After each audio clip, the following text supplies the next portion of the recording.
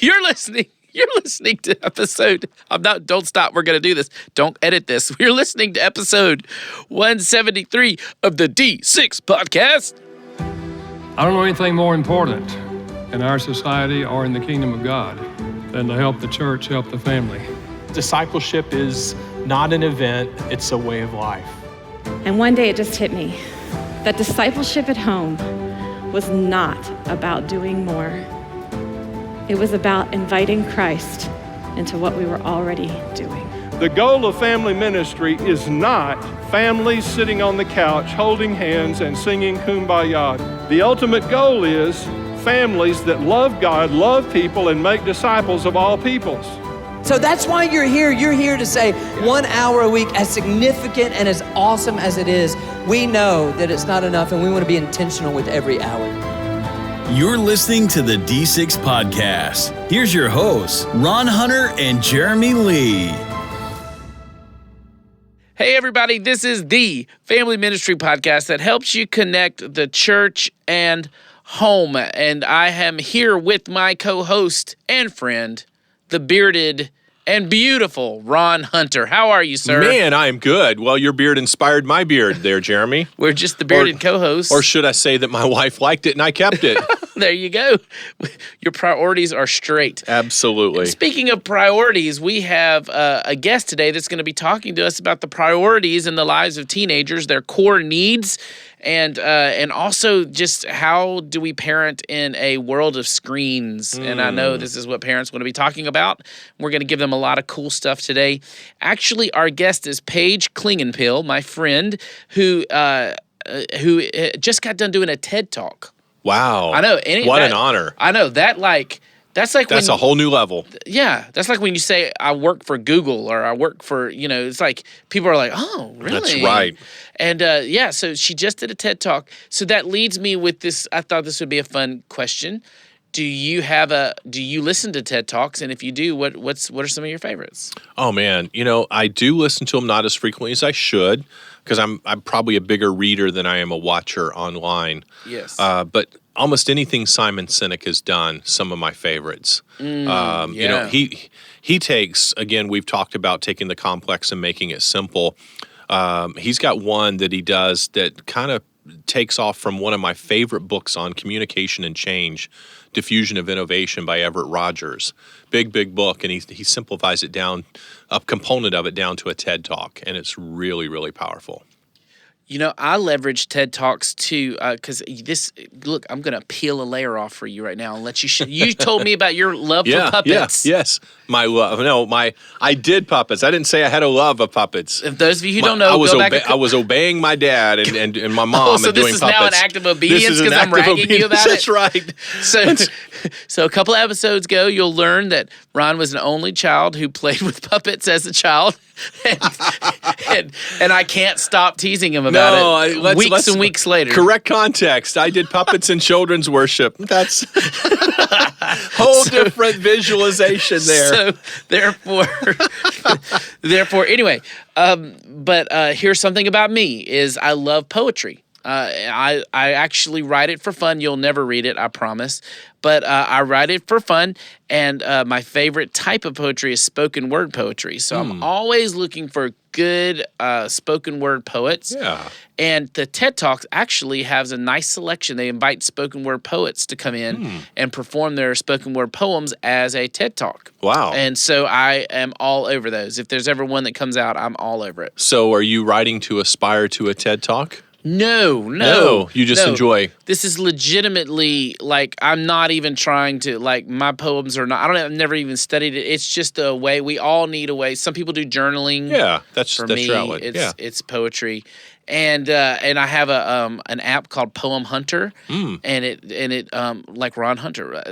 Copyright. Speaking of copyright infringement that we were talking, they named their app after you. You should give them a cease and desist. That's really the name of it. Poem Hunter is the name of the app. Okay. And so what it does is it just dials up poetry for you and starts to learn your habits of what you enjoy, and then you can mark favorites and start to collect poems and poetry.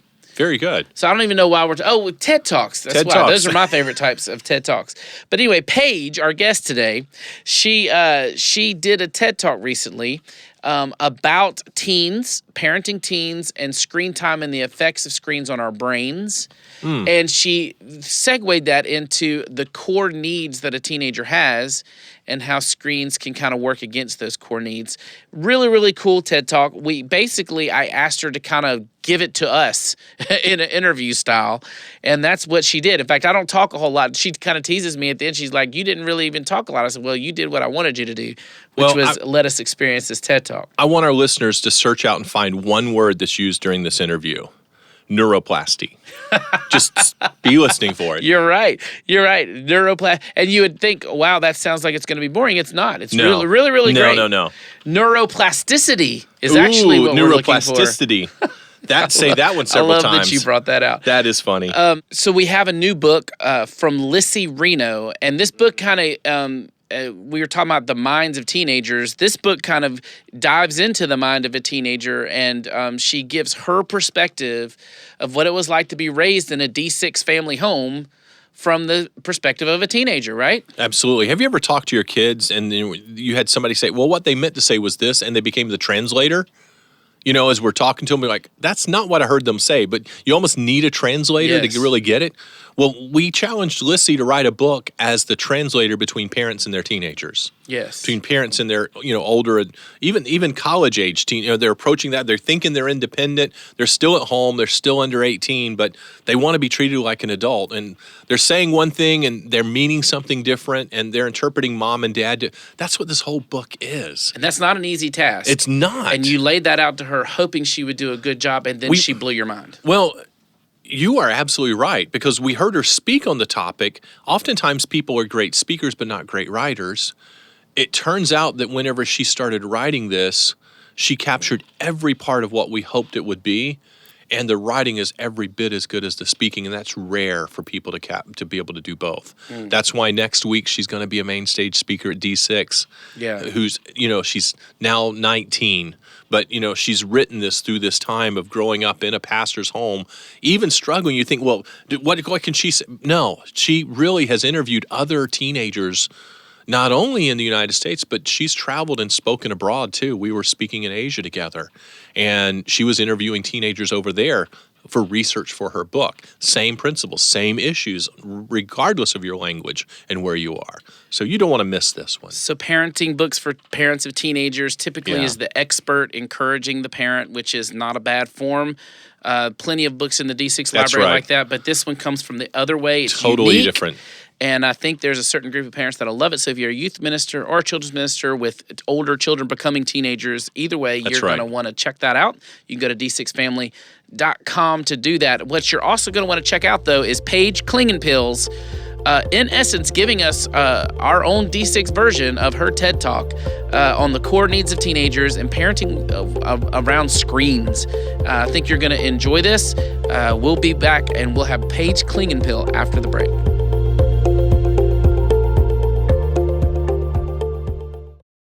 What if you could multiply your ministry 168 times over? We have a way for you to do that today.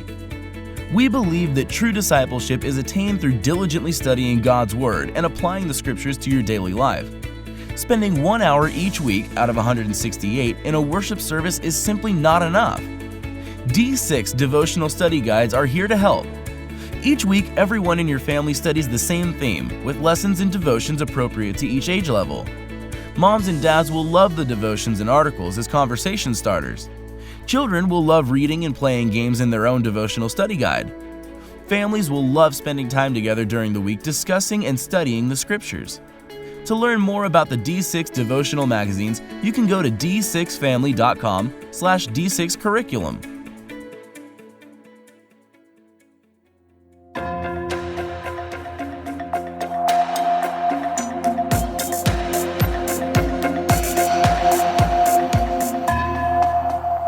I'm excited for everybody to meet my friend Paige Clingenpeel today. Paige is a licensed mental health therapist with a passion to help youth and parents navigate the world of adolescence. Oh man, she has spoken all over the nation. She does parenting groups, family ministries, youth groups, women's retreats. Just the list is very, very, very long. So I'll just hold up. She's worked with a lot of different cool organizations, including Parent Ministry, which we are very honored to have had her be a part of what I do. And she's a contributor to women's marriage and parenting site, imom.com. She's been with iShine, Connect, and TBN. She's just done a lot of cool things. She currently, though, I think might be the coolest thing. She's a mental health therapist assigned to Carroll High School. She does therapeutic services through Life Springs Counseling Center. So she's in the trenches, in schools, working with kids and teenagers. She's married to Ryan, and listen to this, she is the mother of 2 beautiful, crafty, and creative daughters and 2 future Power Ranger sons. She just told me, has a therapy dog sitting right next to her who has quite a following on Instagram. Isn't that right? That's right. He's up to 1,034 people that follow him. 1,034. That's incredible. Hey, Paige, welcome to the D6 podcast. I'm so excited to be here. I'm excited to share everything that's going on and hopefully helping some other people out along the way. Yeah, you have been just a great encouragement. I remember years ago, I came across Paige's videos online, and then I just, basically cyber stalked until I was able to meet her and got to be able to work on some projects with her, and just have a ton of respect for what you do. But Paige, my respect has increased in multiple factors because you just recently completed a TED Talk. You got to do a TED Talk. That is amazing.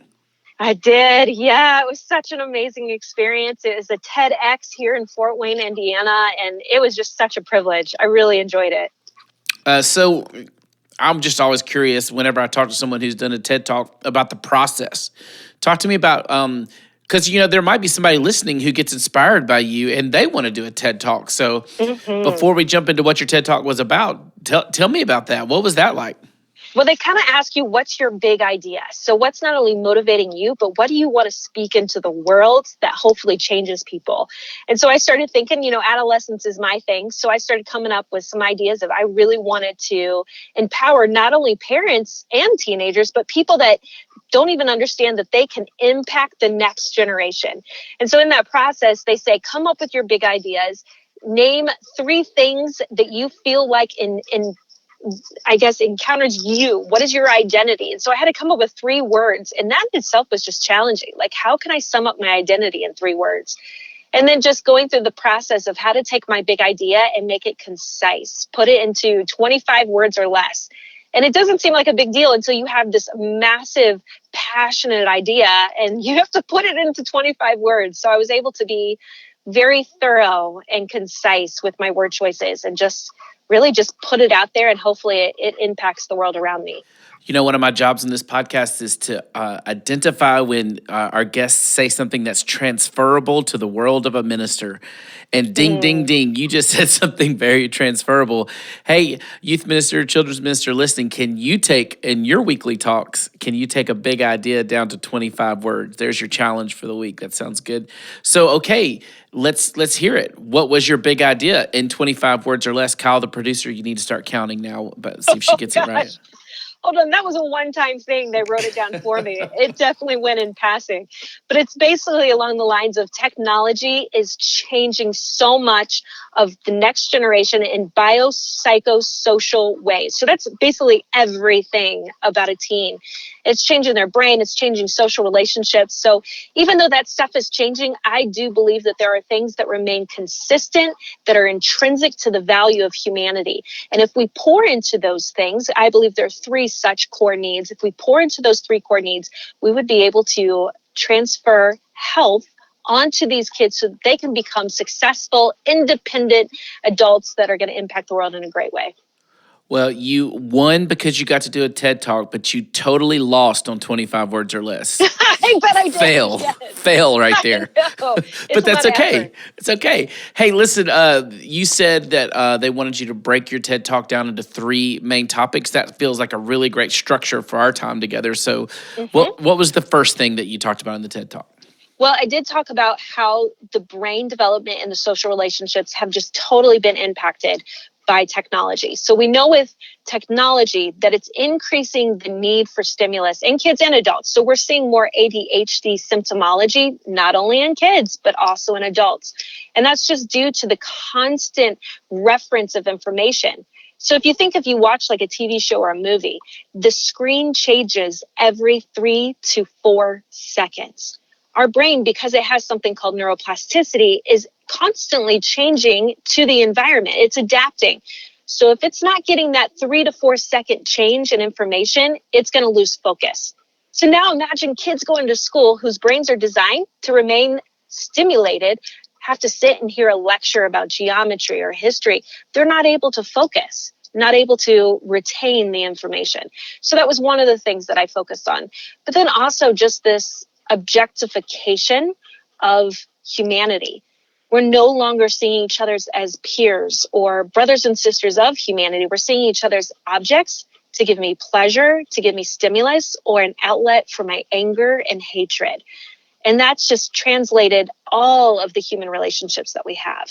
And then that just goes into the social relationships, how we are just not connecting the same way. We don't have empathy. We don't have the ability to read emotions in others. Think about conflict that we have, or even just with us and our partners. If we send a text, I hear a tone through that text, even though it's just words. And that can be totally misconstrued. And of course, teens don't even have the same history that we have with communication. And that's just what they know. So it's no longer able to communicate effectively, and it's really damaging relationships. So that's certainly part one.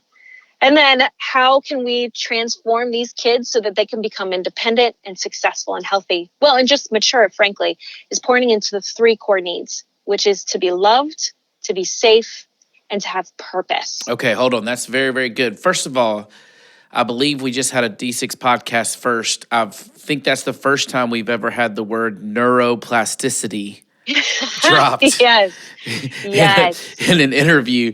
Very, very good. I'm going to go home and throw that around at my house today. I'm going to look at my 5th grader and be like, dude, you're ruining your neuroplasticity, and see how that goes. No, but I completely agree with you. And before you go into that next part, and I want to hear it for sure, that part did kind of interest me, because it's one of the things with my boys that I see is, in the age of all the technology, reading a Bible, reading a book that's a challenge to read for a young person and understand. It's becoming more and more of a jump because of that neuroplasticity, right? Yes, correct. They can't stay as focused. Yeah. All right, so keep going. What else? What's next? So in terms of the core needs, to be loved, to be safe, and to have purpose, I think the first one, to be loved, is just so distorted anymore. I mean, we can use literally the word I love this and I love that in the same sentence, but they have totally different meanings. That's what's so cool about when we look into the biblical times. Their languages, Aramaic, Greek, and Hebrew, they had such a vast amount of words to describe certain emotions and behaviors. Whereas for me, I could say I love sushi and I love my kids. Those things mean totally different things. So in essence, American culture, we're just using the word so flippantly. We don't really know what it means. And in fact, in American culture or Western cultures, we compare love with indulgence. Like, I'm going to give my kids everything I never had. But in essence, that's not loving them well. If we give them everything, then it's not teaching them skills that are life lessons, building tolerance to stress or problem-solving skills. And in essence, they become entitled, and that's not equipping them well. So one of the ways that I encourage parents to really love their kids well is adding structure and boundaries. And even just emphasizing there's a difference between discipline and punishment. So discipline is teaching our kids, recognizing that, hey, that was not a good choice. Here's the reason why. Here's what you can do differently next time. Punishment is just taking their phone away and hurting them where it hurts the most, right? That's not teaching them a life skill. That's just trying to get them to understand that you didn't approve of their behavior. And that doesn't always work. And I think another thing that we don't do well is just intentionality with our time and with our energy. That's another way we can love our kids well. We live in a really busy world. I mean, you said it. I'm a mama of 4. I work full time, and then I get to do these awesome things like talks on the side. It's really hard for me to just sit down and work with my kids on reading and writing and math. And that's just doing the chores, let alone pouring into their day-to-day emotional lives, day-to-day social lives, telling them that I love them and showing them through my actions. So that's the first one in how to love our kids well. That's awesome. So what was next? The next one is to be safe. And so, of course, we know to be safe means we need to provide the needs of the physiological body through food and shelter and clothing. But to be safe in the aspect that I'm referring to is helping our kids recognize they have emotions and they should celebrate and express their emotions in a healthy way. And to allow them to experiment with who they are and their identity. So, like, I grew up in the 80s, y'all, and I experimented with my perm, with my big glasses, with pink lipstick, and some amazing outfits. Like, that's just how we rocked it in the 80s. Now, today's teens, they have their own trends that they do, and that's one way that they can celebrate and explore their identity is through their appearance. And we need to encourage that. Because the more that they explore, the more that they learn who they are. And when you have a foundation for your identity, not only in your appearance, but also, personality, what's your strengths, what's your weaknesses, when the stressors of this world start happening, it's much more easier to tolerate. And we know ultimately as believers that our identity is founded in Christ and him dying on the cross for us, that we are a child of God and that will always be sustainable, that will never change. And that's another big element of just learning safety, that our identity is found in our Creator. And then finally, to have purpose. That's the last core need that we really need to start pouring into our kids. And I feel like this is something that, especially in high school, we just tell kids you need to graduate high school, get good grades, go to college, trade school, get a job, and that's it. That's the purpose of your life. But we know, not only as believers, but as adults, that life is so much bigger and so much better than those things. We have to help them recognize that they have been gifted with a personality. They've been gifted with strengths and weaknesses that make them impact the world in a way only they can. They're a part of such a bigger picture. And I give that example of, if you've ever seen a movie where it's like the world, you zoom in on the world and then it zooms in on the continent, to the state, to the city, the house, and then the individual. I just really feel like we need to view the world as such, that we are a part of something so much bigger. And if we start using some of our newly developed empathy skills, communication skills, recognizing our identity, and sharing that with others, holy cow, we could do amazing things. And so there's this one quote that I really love to emphasize. It's from Benjamin Disraeli. And it says, the greatest good you can do for another is not just share your riches. And he's not talking monetary riches, but not just share your riches, but to reveal to him his own. Can you imagine walking up to a teenager and saying, I love your smile and your personality, it impacted me so much and gave me so much encouragement. Or having a kid share their story with you and say, wow, as an adult, that changed me. Seeing you navigate this world in the way that you're doing it, that's powerful. Helping kids and teens see that they have so much more to offer, I just think is world-changing, truly world-changing. That is incredible. Now, I want to shift a little bit from the TED Talks. Thanks so much, by the way, for giving us that framework. And obviously, it's going to be posted online. They'll be able to Google it up, I'm sure, because they can go to PaigeClingenpeel.com. I'm going to talk more about that in a second, but they can go there, and I'm almost certain somehow you're going to find a way to get people to that TED Talk to hear it in full, and I suggest they do. Yes, sir. But now I want to talk about your daily. I just respect you so much for just not just talking about working with kids, but actually doing it every single day. Mm-hmm. Now, children's ministers, youth ministers are the ones listening to this podcast. So can you just kind of give them a glimpse into your perspective of just what kids and teens are struggling with? Just what are some patterns you're seeing that they might be able to resonate with? Gosh, well, I think the relationships. So I talked about that in my TED Talk, just the relationships dynamics and how that's changed. They don't know how to have healthy friendships. They don't know that they're settling for toxic relationships. they're just kind of living day to day because they wrap up so much of their identity in who's following them on social media and where do they rank in the social tier of popularity. Like, that's who they find themselves as. And we know that that's fleeting, and that's not something that they can base their entire identity around. And so when kids come to me, it's usually due to a crisis situation. They've had a breakup with a boyfriend or girlfriend, had a fight with a parent, failed a test, and they rank up their identity through their performance academically. So now who are they? It's so debilitating and crisis oriented for these kids day in, day out, all these expectations that are on them.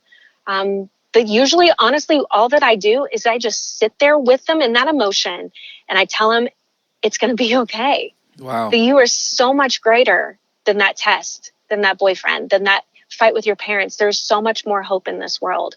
And literally that can transform their entire perspective, not only about themselves, but about this world they live in. Another very transferable, and thank you for that, Paige, is I sit with them in that emotion. Oh, man, as ministers, we don't have to have a counselor degree to do that, right? Mm-hmm. We can just do correct. that. Okay, listen, we only have a few more minutes. I can't believe it. It's flown by. But could you just give a pep talk? I know you're very active in church and in the world of ministry as you go and speak at churches. By the way, she speaks at churches, guys and gals that are listening. Yes, I do. Go book her and bring her in.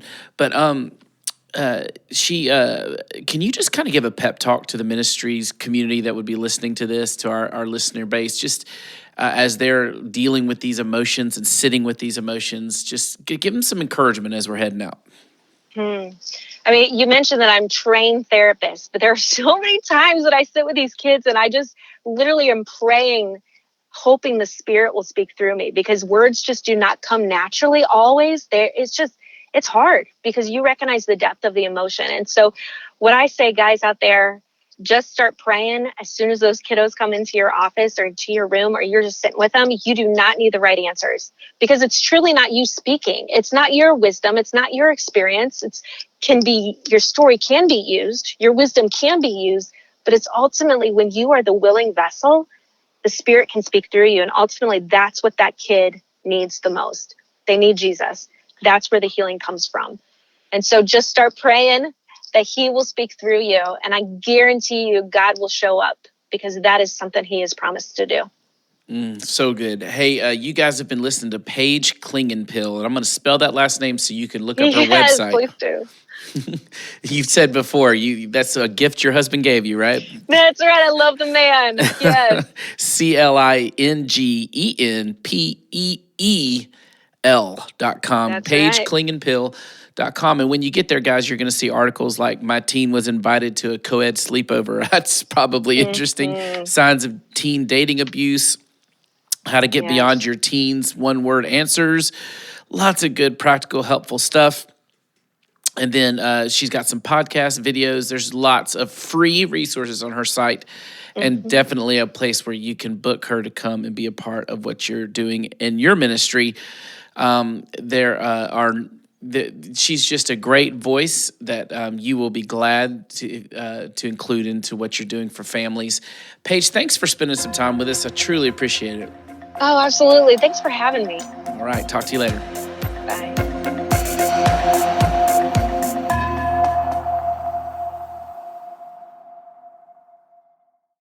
Hi, this is Rob Reno with Visionary Family Ministries. Do you have a plan for helping your children and grandchildren love and follow Jesus? I have to confess that for the first 10 years of our family life, I was adrift.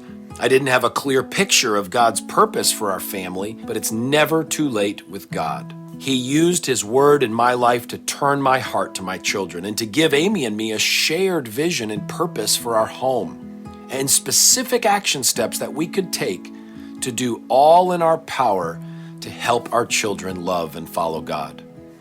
Amy and I share the ups and downs of our journey and the scriptures that transformed our family in our book, Visionary Parenting. And I'm convinced God can use the same scriptures that transformed our family to transform yours.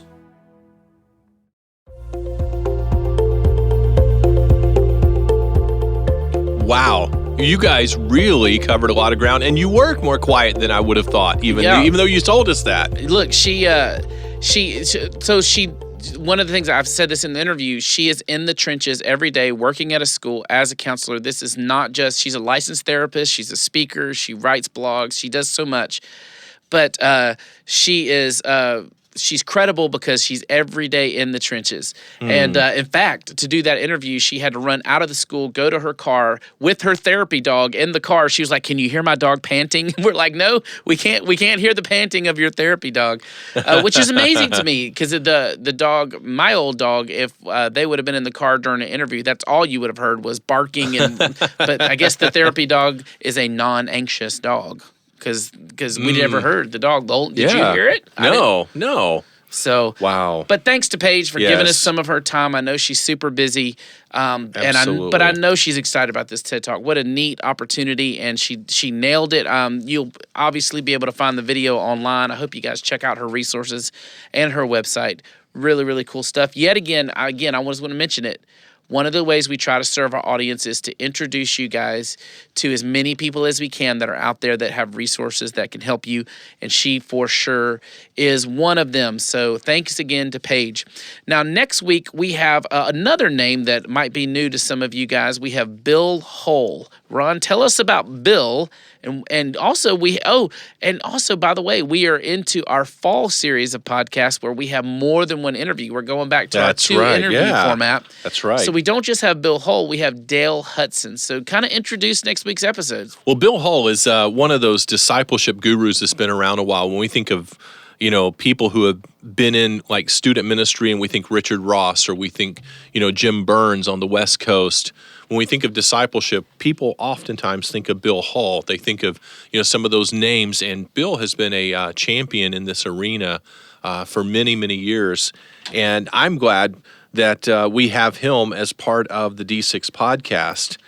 He's been connected to the Bonhoeffer Project, and he's a very respected voice. And for us to be able to interview him, I think our people will hear the same topic from totally different angle, totally different perspective, but in a language and a voice that they can identify with. So you guys, and we have Dale Hudson as well. That's right.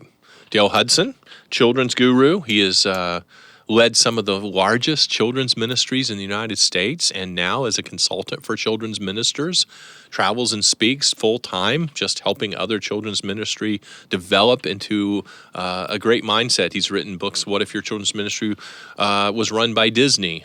He's written a book on volunteers, and he just has so much wisdom to offer, and he loves the D6 philosophy. He grew up in a D6 home. He's spoken for us at the D6 multiple times, and tremendous insight. So he's a guy worth listening to in children's ministry. One of those guys, I always love to mention it when this is true, that has done so much that they could just be a diva, but instead they choose to be just a really good dude. He's just a really cool guy, and you guys are going to enjoy Dale. You're also going to enjoy Bill, and we will be back with you next week with both of those interviews and jumping back into the fall. So as we jump back into the fall, that means you are jumping back into the fall. So prayers of blessing on you as you're recruiting volunteers, getting your weekly programming together, and doing all that you do. We're cheering for you all the way over here from D6 headquarters in Nashville, Tennessee, and we will see you guys next week. I hope you have a great week of ministry. You've been listening to the D6 Podcast. You can learn more about D6 at d6family.com.